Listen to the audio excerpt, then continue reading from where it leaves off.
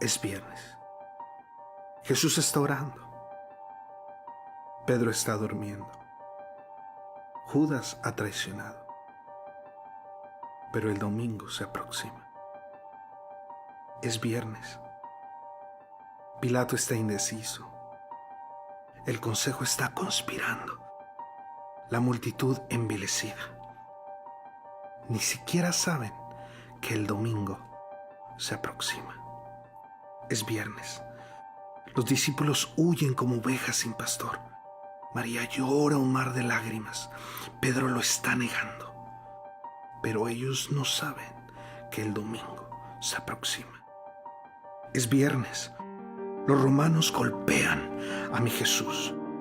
Lo visten con escarlata. Lo coronan con espinas.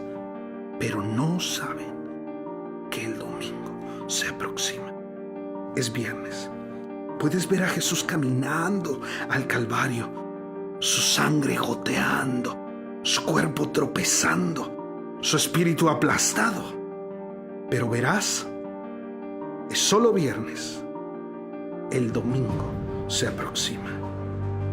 Es viernes. El mundo está ganando. La gente está pecando. La maldad está celebrando. Es viernes. Los soldados clavan las manos.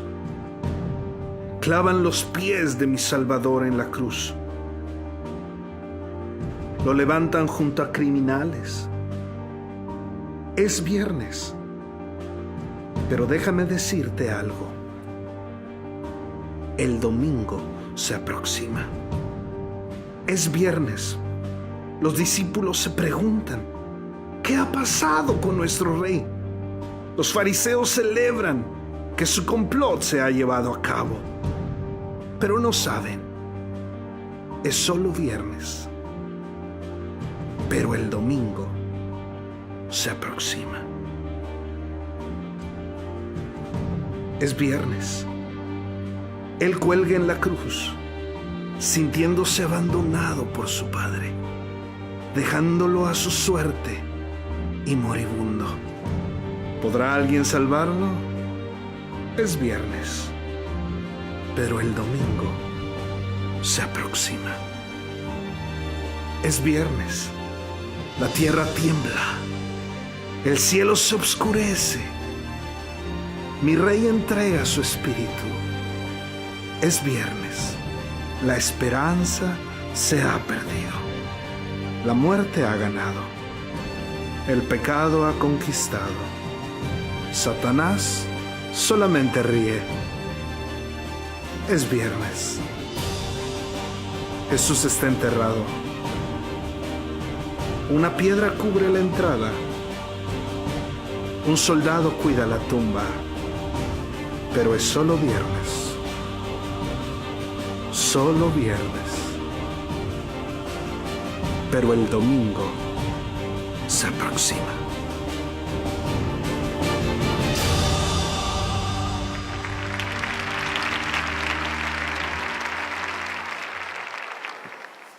Bienvenidos, estamos muy felices que estén con nosotros este fin de semana. Este es un fin de semana especial en el cual hemos decidido hacer una pausa y poder recordar lo que Jesús hizo en la cruz por nosotros. Queremos darle la bienvenida. Sabes que Central es un lugar donde siempre serás bienvenido y nos emociona mucho que nos acompañen. A todos nuestros amigos que nos están viendo, ya sea en el podcast o en Facebook Live, queremos que sepan que cada semana estamos preocupados por servirles, por compartir el mensaje de Jesús con ustedes. A veces pudieran pensar que los estamos ignorando, pero están muy en nuestro corazón y en nuestras oraciones.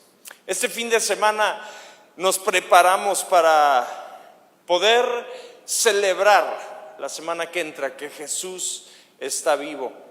Y es increíble pensar que un día tan oscuro, que un día tan horrible, pudo haber producido algo tan maravilloso. ¿Sabes? Científicamente está comprobado que el momento más oscuro en el ciclo de luz de un día, es cuando el aura está a punto de romper, es cuando la luz está a punto de entrar. Esto me hace pensar justo en este momento, en este día en el cual Jesús fue crucificado. En los próximos minutos vamos a tomar un viaje por lo que fueron esas 24 horas previas. 24 horas que tú y yo ni siquiera pudiéramos imaginar, de dolor, de pesar. Pero hoy hacemos una pausa para reflexionar y honrar lo que Jesús hizo por nosotros. Esta travesía que vamos a tomar el día de hoy comienza en un jardín llamado Getsemaní, a las afueras de la ciudad de Jerusalén. Jesús estaba preparándose para lo que sería el momento más difícil de su vida. Él sabía que había llegado este momento justo para las próximas horas. Así que decidió separarse de la multitud, separarse de sus seguidores, y agarró un núcleo muy pequeño de sus seguidores, de sus amigos más cercanos, y los llevó al Getsemaní. Cuando llegaron al lugar, les dijo: oren que no caigan en tentación. Entonces se separó de ellos a una buena distancia, se arrodilló y comenzó a orar. ¿Sabes que la historia aquí registra la oración más honesta que cualquier persona pudo haber hecho? Una oración entre un hijo y un padre. La oración más honesta, y Jesús comienza este tiempo conversando con su padre, diciendo: Padre, si quieres, no me hagas beber este trago amargo. Imagínate lo que estaba pasando por la mente de Jesús, que tuvo la osadía de ser tan honesto con su padre y decirle: ¿sabes qué? Si se puede, que este trago no lo pase, ayúdame. Una conversación profundamente honesta. No es que Jesús estaba echando para atrás, no es que Jesús estaba negándose a cumplir su propósito en la vida, es que Jesús estaba siendo honesto. Una oración que cambió el rumbo de la historia.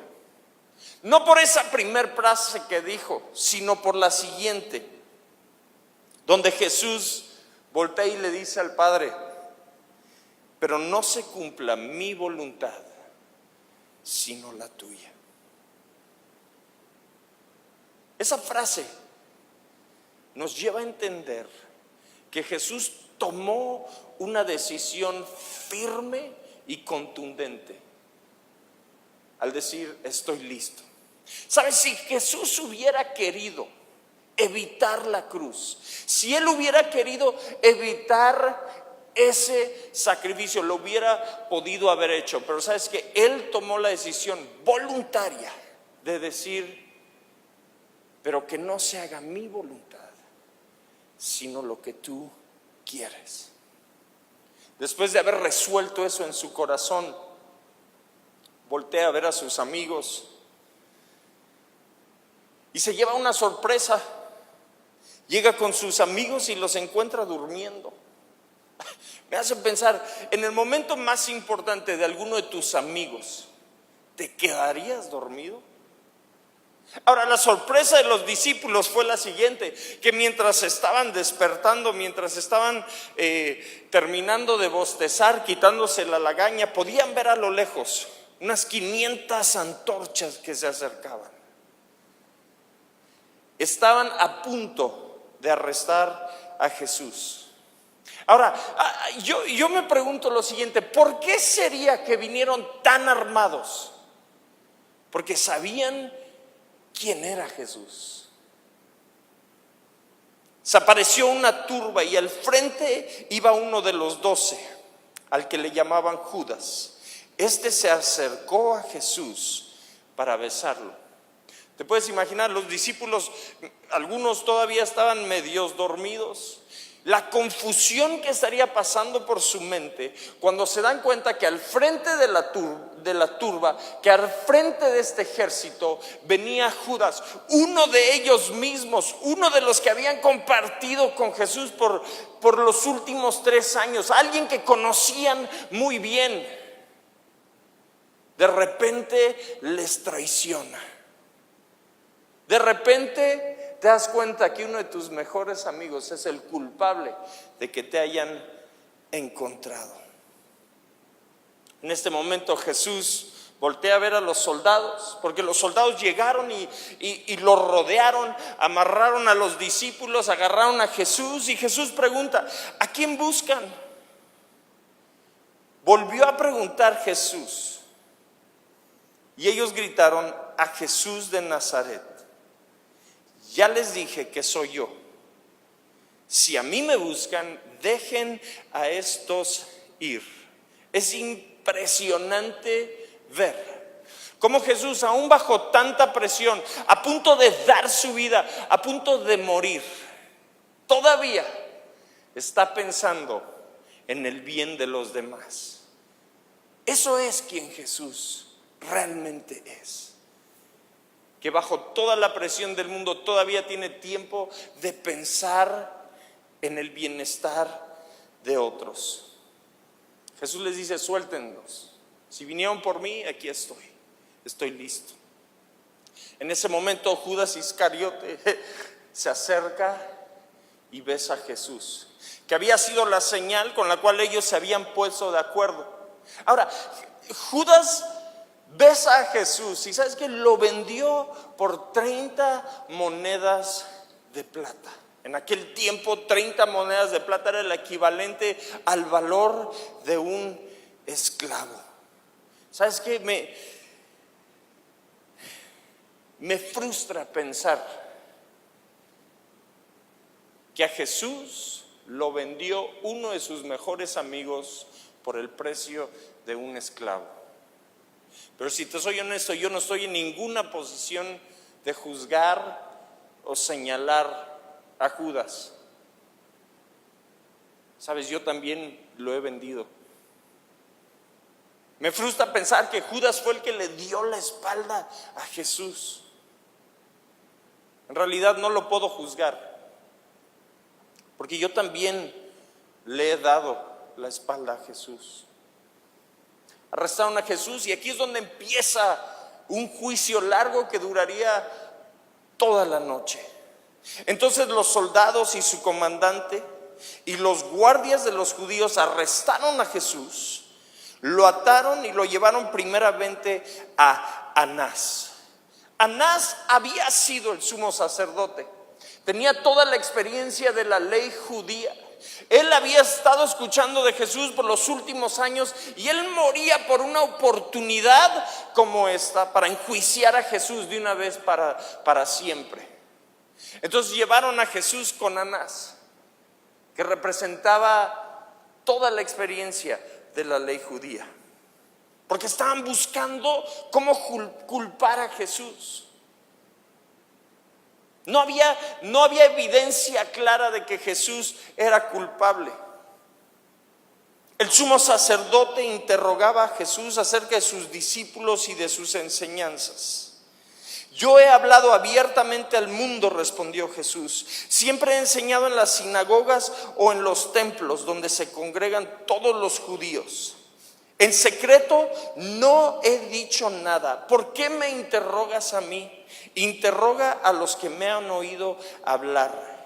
Ellos deben de saber lo que les dije. Mientras Anás interrogaba a Jesús, él responde de esta manera: ¿por qué me haces estas preguntas? Pregúntale a los que me han seguido. Yo no he hecho nada a escondidas, yo no tengo nada que esconder. En este momento Jesús estaba simplemente diciendo: yo no he hecho nada malo.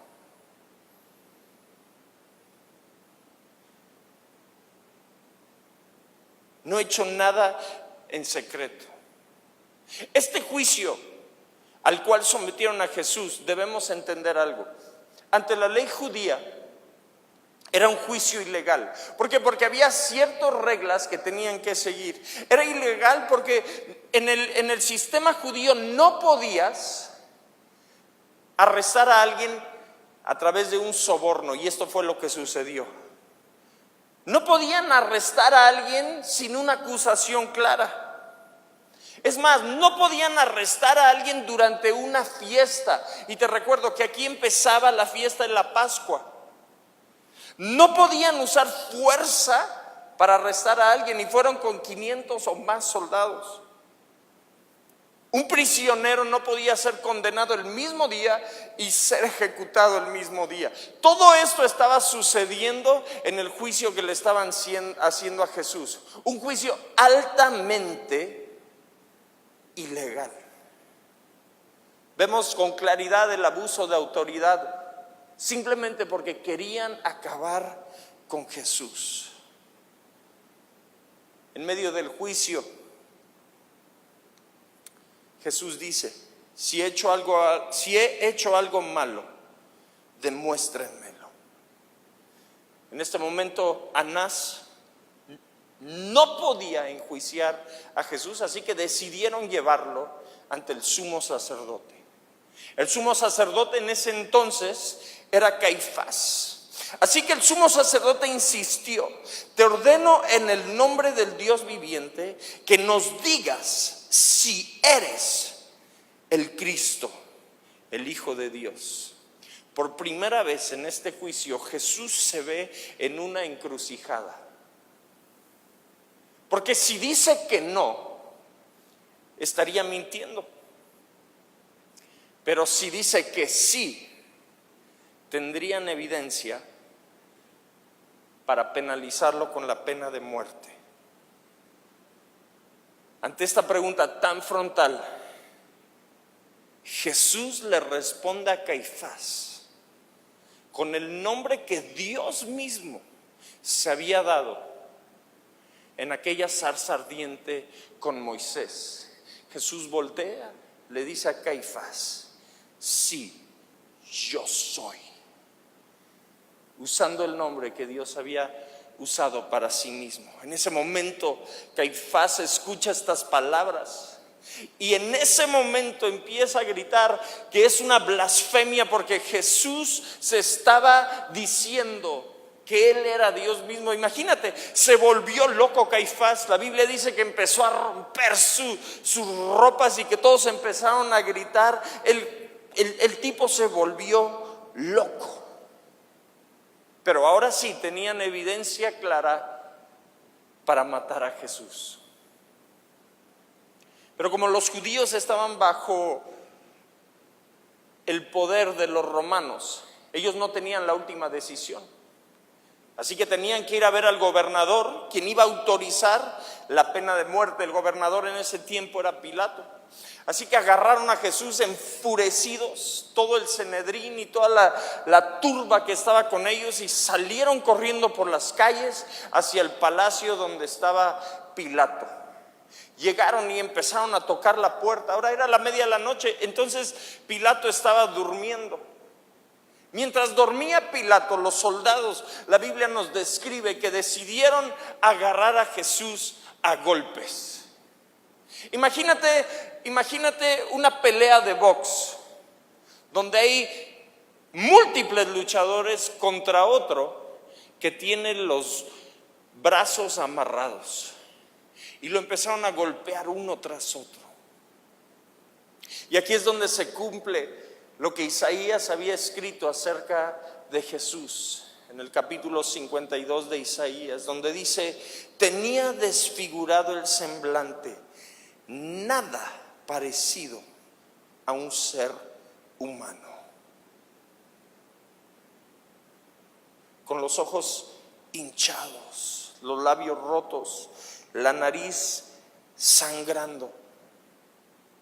Arrastran a Jesús y lo tiran frente a Pilato. Pilato lo ve y dice: ¿y este hombre qué ha hecho? ¿Por qué me lo traen a medianoche? lo empezaron a inculpar bajo las leyes judías. Él ha roto las reglas, es culpable de muerte.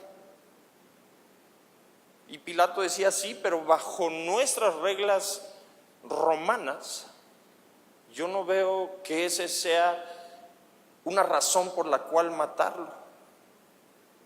Así que Pilato, un poco confundido, decidió hacerle algunas preguntas a Jesús, porque no tenía suficiente evidencia para culparlo. Así que Pilato, en esta entrevista que tuvo con Jesús, le dice: Jesús, algunos dicen que tú dices ser rey. Y le dice: ¿tú eres un rey? Porque Pilato, como romano, entendía un sistema político diferente. Entonces el César era el único rey, y cualquier figura que atentara contra el poder de César tenía que pagar una pena de muerte. Entonces esa fue la única pregunta que pudo haberle hecho que pudiera inculpar a Jesús. Y le pregunta a Pilato: ¿eres rey? ¿Eres rey? Jesús responde: sí, pero mi reino no es de este mundo. Eso fue lo que Pilato tomó como referencia para decir: ok, tenemos que castigar a este hombre. Todavía no estaba convencido de que merecía la muerte, pero sí merecía un castigo. Así que fue con la gente y le dijo: ¿sabe qué? Yo no encuentro a este hombre culpable de muerte. Cuando dijo eso Pilato, la gente empezó a gritar, la multitud empezó a gritar: crucifíquenlo. De hecho, Pilato intentó regresarles a Jesús aproximadamente 10 veces, diciendo: ¿sabes qué? Yo no encuentro a este hombre culpable. Yo no encuentro por qué matar a este hombre. Pero de repente la turba y la gente empezó a gritar: crucifíquenlo, crucifíquenlo, crucifíquenlo. La presión fue tanta que Pilato, como gobernador, por salvar su gobernatura, decidió hacer algo. En ese momento dijo: ok, vamos a hacer algo. Les presento a Barrabás y les presento a Jesús. ¿A quién de estos dos prefieren? Ahora, Barrabás era un tipo que había sido asesino, era un tipo que le había hecho mucho daño a la sociedad. Él merecía la muerte, no Jesús, que había ayudado. ¿Por qué era culpable Jesús? Me imagino Pilato, las historias que había oído de cómo Jesús levantaba a los muertos, de cómo Jesús sanaba a los enfermos, de cómo Jesús cuidaba de la gente a su alrededor. Me imagino Pilato se hacía la pregunta: ¿por qué este hombre es culpable? ¿Por sanar al enfermo? ¿Por dar libertad a los cautivos? Y la gente empezó a demandar la libertad de Barrabás. Y en ese momento comenzó el viaje que llevaría a Jesús a la cruz. El primer paso de la crucifixión era llevar a la víctima a una piedra. Una vez tomada la decisión de crucificar a Jesús, Pilato lo mandó a ser azotado. Era una piedra donde acostaban boca abajo a la víctima, descubriendo su espalda por completo, amarrando sus pies y sus manos al suelo. El soldado romano tomaba un látigo que nos describen de la siguiente manera: un látigo con 9 tiras de cuerda, y al final de cada cuerda había algún objeto filoso. ya sea un pedazo de vidrio, alguna piedra puntiaguda, inclusive usaban algún hueso de algún animal. Imagínate este látigo, con el simple hecho de caer sobre la espalda de la víctima y después rasgar. Se dicen que esta parte de la crucifixión era tan horrenda que 7 de cada 10 víctimas no llegaban a la cruz porque morían antes de tiempo. Así que llevaron a Jesús a ser azotado y lo empezaron a azotar. Mientras lo azotaban, Pilato le dice a la gente: esto no va a ser mi responsabilidad. Voltea, se lava las manos, trata de deslindarse de toda responsabilidad y comienzan a golpear a Jesús. ¿Te puedes imaginar cómo el cuero golpeaba? Y alguno de esos objetos se enterraba en la espalda de Jesús. Empezando por desgarrar la piel, después desgarrando el músculo, incluso desgarrando órganos. ¿Por qué? Por haber sanado a los enfermos, por haber enseñado a amar a tus enemigos. Después de ser azotado, Jesús fue obligado a tomar la parte superior de la cruz y cargarla del centro del pueblo hasta un lugar llamado el Gólgota. La Biblia nos describe que Jesús ya había sufrido demasiado, que físicamente no podía con el tronco. Físicamente no podía cargar el peso, así que tuvieron que buscar a alguien dentro de la multitud y encontraron un hombre llamado Simón. Le dijeron a Simón: ayuda a este hombre a cargar el peso de la cruz, porque era imposible para Jesús cargarlo. Tomando el viaje para llegar al Calvario, subiendo el Gólgota, que es traducido significa el lugar de la calavera, extendieron la cruz sobre el piso y de repente tomaron un clavo de 9 pulgadas y se lo enterraron a Jesús justo entre los 2 huesos que sostienen la muñeca. Los romanos en ese entonces eran expertos en matar, en guerra, pero también eran expertos en la tortura, y ellos sabían que corre un nervio justo entre esos 2 huesos que causaría un dolor tan agonizante por todo el cuerpo de Jesús. Tomando esa cruz, tomando esos clavos y clavando a Jesús en el suelo. Sus 2 brazos juntando sus pies, clavando sus pies. Pudiéramos pensar, ya es suficiente.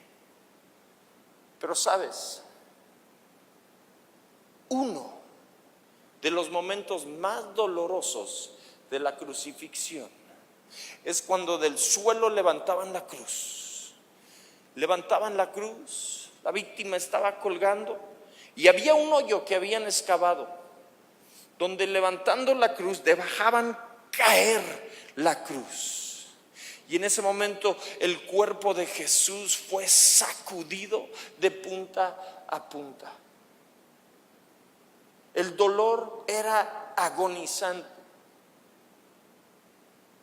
Sabes, ver a Jesús en esa cruz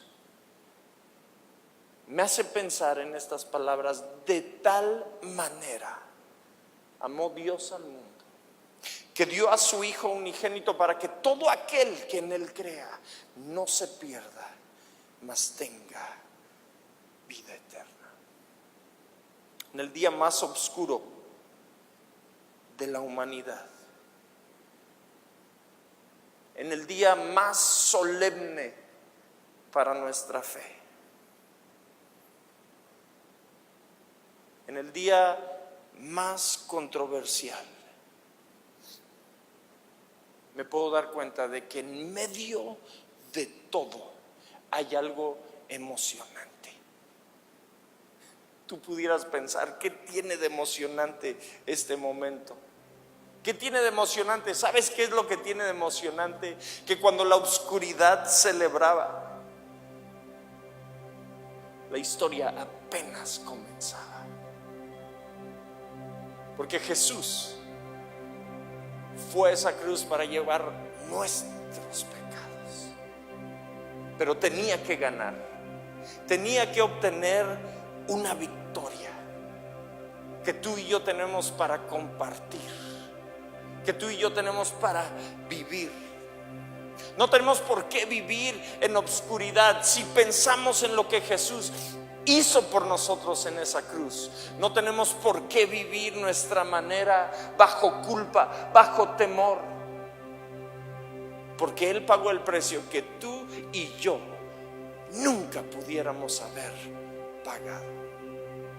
Así que hoy, al recordar lo que Jesús hizo por nosotros en aquella cruz, Jesús asumió la responsabilidad por nuestros pecados. Jesús asumió la responsabilidad por las peores decisiones que tú y yo hemos tomado. Jesús en aquella cruz tomó el castigo que tú y yo merecíamos. Pero Dios demuestra su amor por nosotros, que en esto, que cuando aún éramos pecadores, Cristo murió por nosotros. En realidad no es justo, no tiene sentido, pero es una buena noticia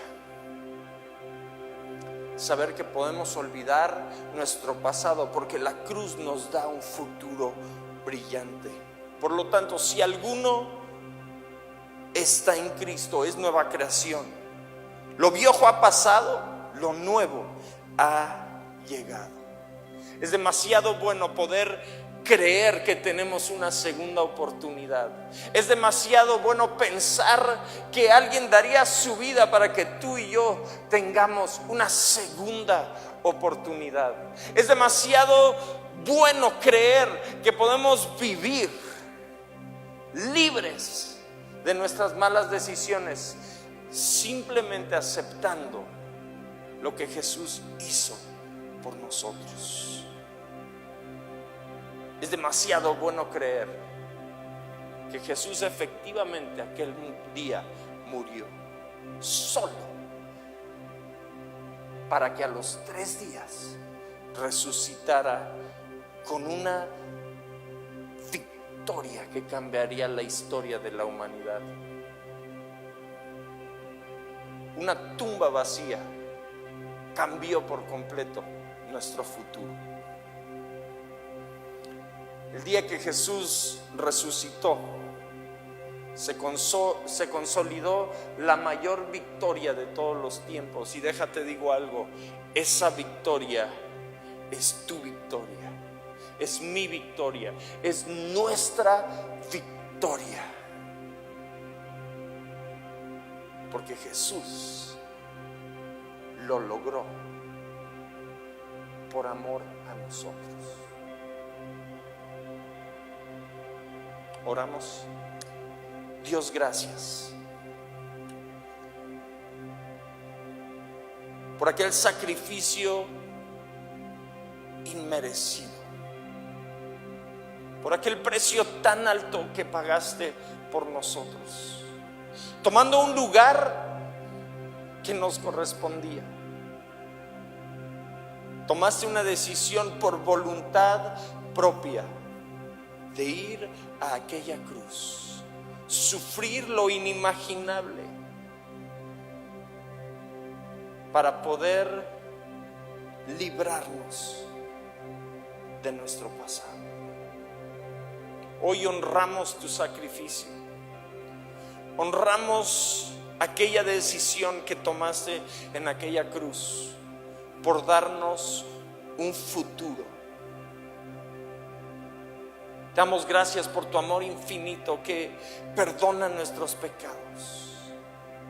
Te damos gracias por tu perdón que nos da libertad. Y hoy simplemente queremos decir gracias por tu amor demostrado en aquella cruz. En el nombre de Jesús. Amén.